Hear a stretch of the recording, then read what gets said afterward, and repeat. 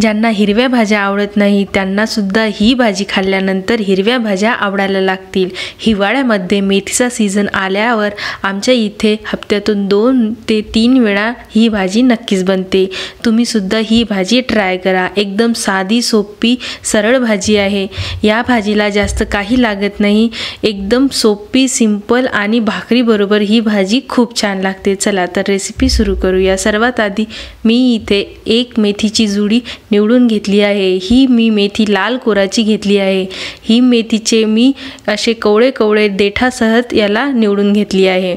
मार्केटमधून मेथी निवडताना ती कधीही लाल कोराची आणि ताजी मेथी निवडा। लाल कोराच्या मेथीमध्ये भरपूर प्रमाणात चव असते आणि ती गावठी असते, त्यामुळे लाल कोराची आणि मध्यम आकाराच्या पानाचीच मेथी निवडा। नंतर ही मेथी 4 ते 5 पाण्याने स्वच्छ धुवून घ्या। मी इथे 4 ते 5 पाण्याने स्वच्छ धुवून घेतली आहे। आता या मेथीला आपल्याला चिरायचं नाही, फक्त याला नितरत ठेवा। नंतर एका कढईमध्ये किंवा पॅनमध्ये 1 कप शेंगदाणे घ्या आणि ते खरपूस होईपर्यंत, साल निघेपर्यंत मध्यम आचेवर भाजून घ्या। शेंगदाणे सतत कंटिन्यू हलवत राहा आणि मध्यमच आचेवर भाजा। जास्त आच असेल तर शेंगदाणे जळतील आणि भाजीमध्ये कडवट चव येऊ शकते, त्यामुळे मध्यम आचेवर साल निघेपर्यंत तुम्ही भाजून घ्या। या प्रकारे साल निघेपर्यंत मी इथे भाजून घेतले आहे। आता हे सर्व शेंगदाणे एका प्लेटमध्ये किंवा एका ताटामध्ये गार करायला काढून घ्या।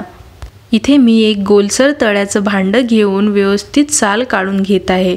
यामुळे झटपट काम होतं आणि सहज साल वेगळे होतात। तुम्ही सुद्धा ही ट्रिक ट्राय करा किंवा तुम्ही एका लाटण्याच्या साहाय्याने सुद्धा हे साल वेगळे काढू शकता। इथे माझे सर्व साल वेगळे झाले आहे आणि आता हे सर्व साल साफ करून घ्या। मी इथे सर्व साल साफ करून घेतले आहे। आता एका मिक्सरच्या पॉटमध्ये हे सर्व शेंगदाणे काढून घ्या आणि मध्यमसर जाडसर असं फिरून घ्या। मी इथे मध्यम जाडसर असं फिरून घेणार आहे। तुम्ही आवडीनुसार बारीक किंवा जाडसर फिरू शकता। नंतर कढईमध्ये मी थोडं तेल घातलं आहे। तेल व्यवस्थित गरम झाल्यानंतर त्यामध्ये 1 चमचा अख्खे जिरे घाला। यानंतर मी इथे 10 ते 12 लसूण पाकळ्या घेतल्या आहे। हे सुद्धा अख्ख्या लसूण पाकळ्या घाला। नंतर मी 4 ते 5 हिरव्या मिरच्या मध्यभागी चिरून घेतल्या आहे। तुम्ही हिरव्या मिरच्या आवडीनुसार कमी जास्त करू शकता। नंतर व्यवस्थित सर्व गोल्डन कलर येईपर्यंत परतून घ्या। नंतर परतून झाल्यावर यामध्ये नितरलेली मेथी टाकून घ्या। मेथीचा पूर्ण पाणी नितरायला हवं आणि नंतरच तुम्ही यामध्ये टाकू शकता। आता गॅसचा पॉवर वाढवून त्यामध्ये मीठ घाला। इथे मी 1 चमचा मीठ घेतला आहे। तुम्ही मीठ चवीनुसार कमी जास्त करू शकता आणि मीठ सर्वीकडे लागेल या प्रकारे तुम्ही सर्व मिक्स करून घ्या।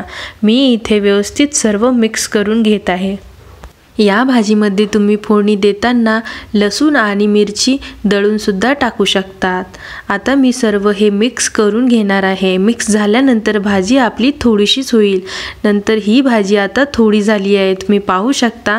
आता एक उकळी आल्यानंतर यामध्ये तुम्ही थंड पाणी घाला।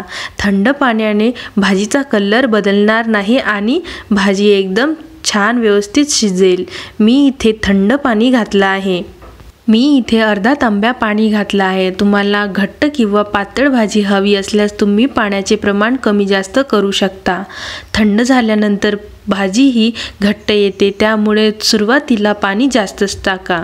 भाजीमध्ये 1 ते 2 उकळी आल्यानंतर यामध्ये जो सुरुवातीला आपण कूट फिरवला होता तो कूट यामध्ये 4 ते 5 चमचे घाला।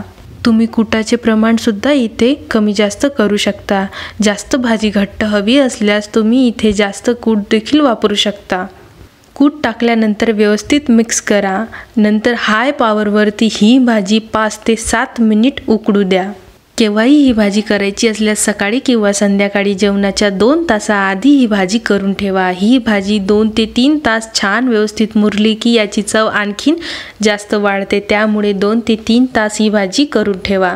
ही भाजी गरमागरम बाजरीच्या भाकरीबरोबर तुम्ही सर्व करा। ही भाजी भाकरीबरोबर एकच नंबर लागते। नंतर ही भाजी माझी तयार आहे। ही भाजी तुम्हाला कशी वाटली मला कमेंटमध्ये नक्की कळवा आणि अशाच नवनवीन रेसिपीसाठी राधिका स्वादिष्ट व्यंजनला सबस्क्राइब करा। भेटूया पुढच्या रेसिपीमध्ये। धन्यवाद।